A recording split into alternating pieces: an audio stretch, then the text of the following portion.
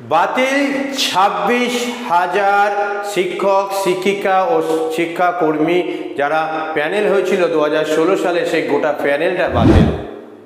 তাহলে এর মধ্যে কারা যোগ্য কারা অযোগ্য, অর্থাৎ কাদেরকে যোগ্য বলা হচ্ছে কাদেরকে অযোগ্য বলা হচ্ছে, কাদেরকে টাকা ফেরত দিতে হবে এবং কত টাকা ফেরত দিতে হবে, প্রশ্নগুলো একদম ডিরেক্ট করে নিচ্ছে।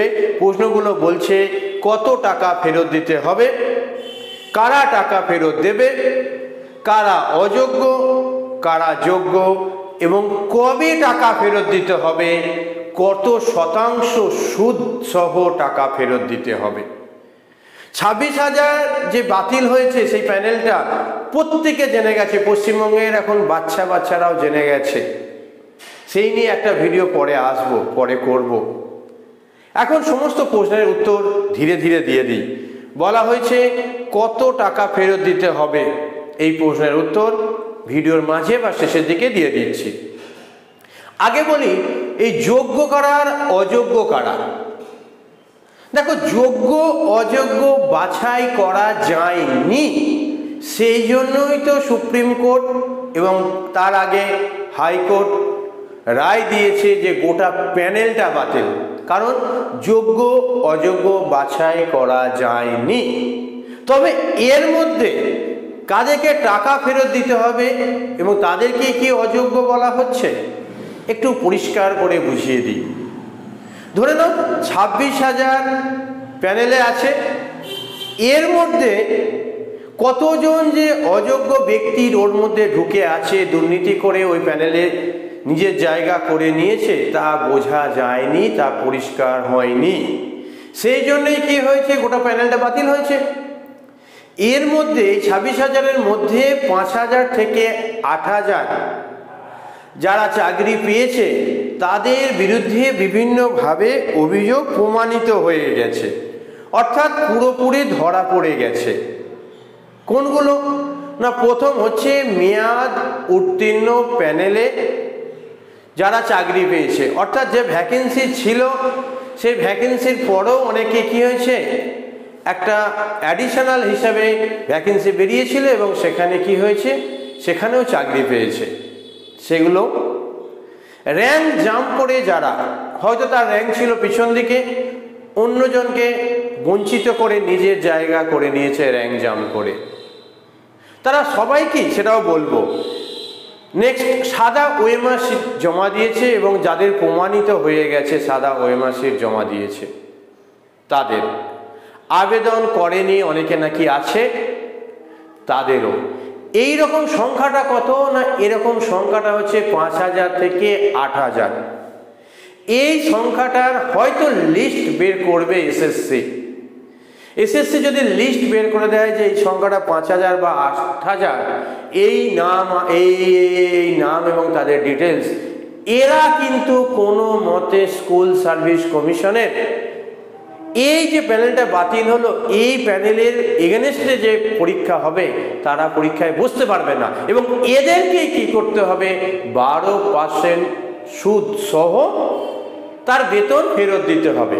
তাহলে এক কথায় বলতে গেলে যারা অযোগ্য ব্যক্তি অথচ ধরা পড়ে গেছে তাদেরকে দিতে হবে। কিন্তু যদি একজনও এমন থাকে অযোগ্য ব্যক্তি ধরা পড়েনি, অর্থাৎ স্কুল সার্ভিস কমিশন যে লিস্টটা দেবে সেই লিস্টে তার নাম নেই, তাহলে সে ছাড় পেয়ে যাবে, তাকে কি করতে হবে না, তাকে কোনো বেতন ফেরত দিতে হবে না।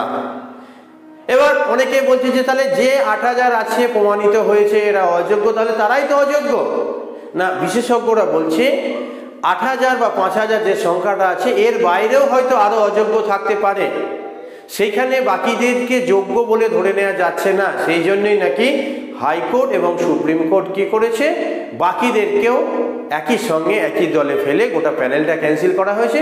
কারণ যে প্যানেল বা যে প্রসেসের মাধ্যমে এই 26,000-এর নিয়োগ হয়েছে সেই প্রসেসটার মধ্যে কি হয়েছে, অনেক কালিমা লিপ্ত হয়েছে, এক কথায় বলতে গেলে অনেক দুর্নীতি হয়েছে।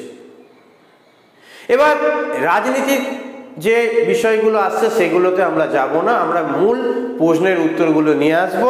যে আমাদের বলেছিল যে কত টাকা দিতে হবে এবং বলবো আমি মোটামুটি করে তোমাদের বোঝাতে পারলাম। যোগ্য কারা, এই প্রশ্নের উত্তর সঠিক নেই। কারণ যারা ধরা পড়েছে অযোগ্য তারা তো অবশ্যই অযোগ্য। বাকি যারা রয়ে গেল তাদের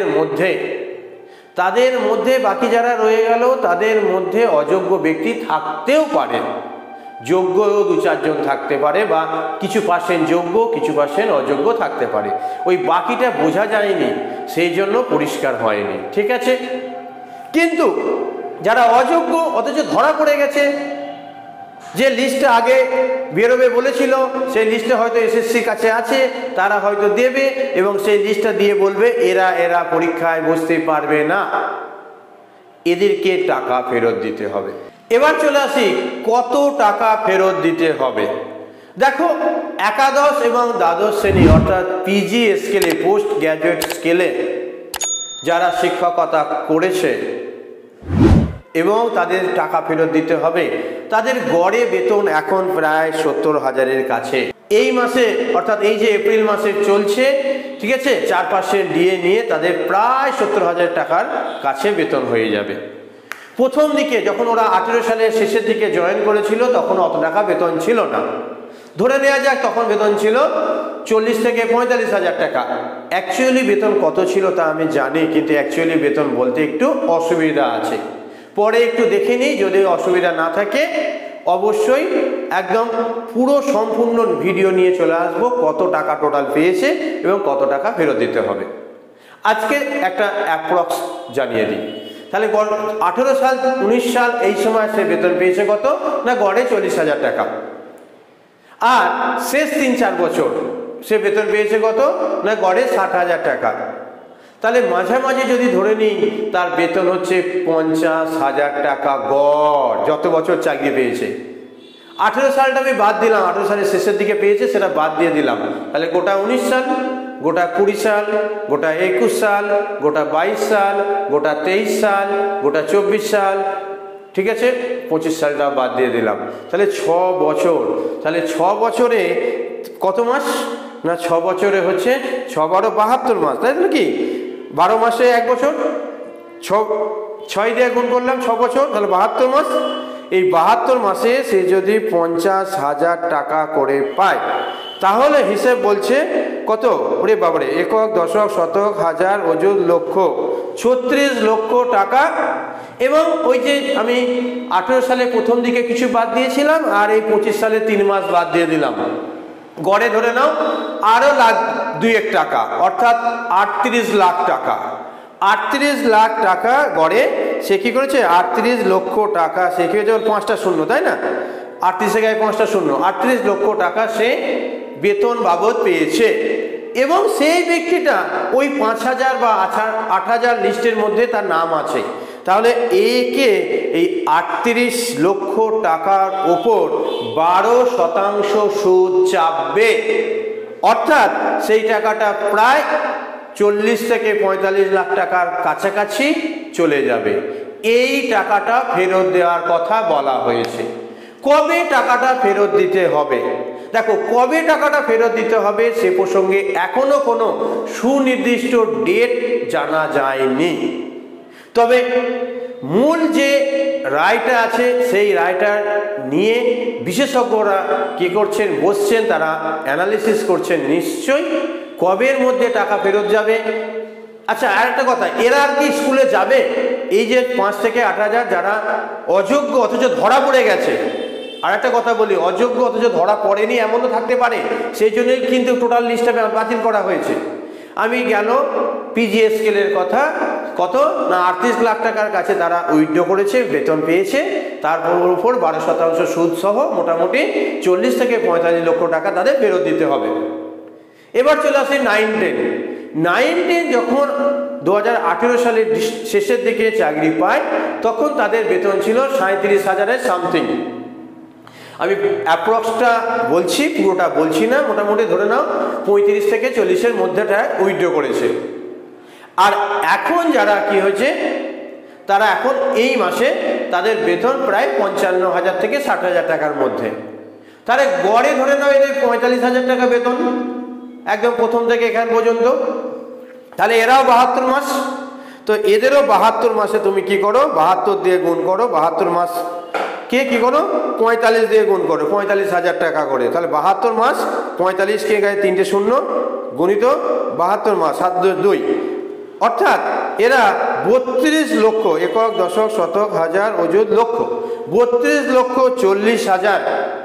আর এদিকে ধরে নাও 3 মাস 2025 সালে, তাহলে সেখানে ধরে নাও 3 মাসে মোটামুটি 1.5 লাখ টাকা, আর ওদিকে ধরো 18 সালে কয়েক মাস করেছে 2 লাখ টাকা যোগ করে নাও, তার মানে 2,60,000 টাকা যোগ করে নাও, তার মানে মোটামুটি 32 আর 2 60, 32 40-এর সঙ্গে 32,40,000-এর সঙ্গে 2,60,000 যোগ করে নিলে 33 34 35 গড়ে 35 লক্ষ টাকা, মানে 35 লক্ষ টাকা গড়ে এরা বেতন পেয়েছে।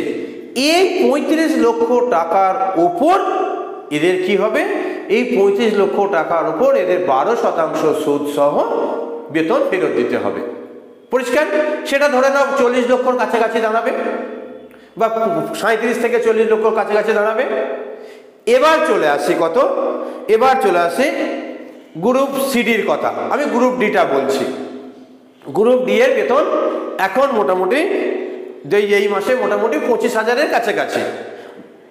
আগে বেতনটা অতটা ছিল না, ধরে নাও গড়ে বেতন এদের 20,000 টাকা। তাহলে 20,000 টাকা তাকে কি করো 72 মাস দিয়ে গুণ করো, তাহলে একক দশক শতক হাজার অযুত লক্ষ 14,40,000 টাকা, 14,40,000 টাকা এরা বেতন হিসাবে পেয়েছে। 25 সালে 3 মাস আছে, 18 সালের ওইখানে ধরে নাও গড়ে এরা 15 লক্ষ টাকা পেয়েছে। এই যে 15 লক্ষ টাকা এরা বেতন হিসেবে তুলেছে, এই 15 লক্ষ টাকার উপর 12% সুদ সহ এরা টাকাটা ফেরত দেবে। মোটামুটি 17 থেকে 20 লক্ষর কাছে এরা টাকাটা ফেরত দেবে, সবটাই অ্যাপ্রক্স বলছি, ঠিক আছে?